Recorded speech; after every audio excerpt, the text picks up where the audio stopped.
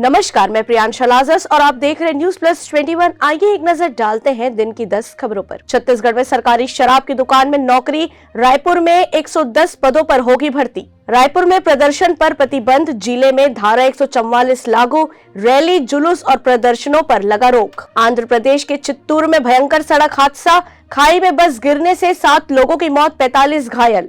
उत्तर प्रदेश में मंत्री दानिश आजाद अंसारी का बड़ा बयान, बोले योगी मोदी से प्यार करते हैं मुसलमान, 10% मुस्लिमों ने दिया वोट। द कश्मीर फाइल्स पर केजरीवाल का बयान, पटना में दर्ज हुआ केस। पश्चिम बंगाल बीरभूम हिंसा मामले में सीबीआई ने 21 को बनाया आरोपी, जलाकर मारे गए थे 8 लोग। सुशांत सिंह राजपूत की मैनेजर दिशा सालियान के माता पिता ने लगाई राष्ट्रपति से गुहार, नारायण राणे पर करे कार्यवाही वरना कर लेंगे सुसाइड।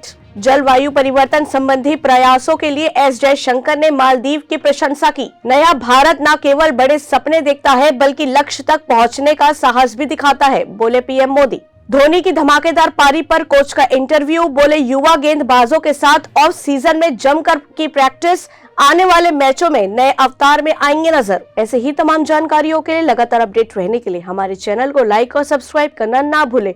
नोटिफिकेशन के लिए बेल आइकन जरूर दबाएं। देखते रहिए न्यूज प्लस 21, आपके हक की बात।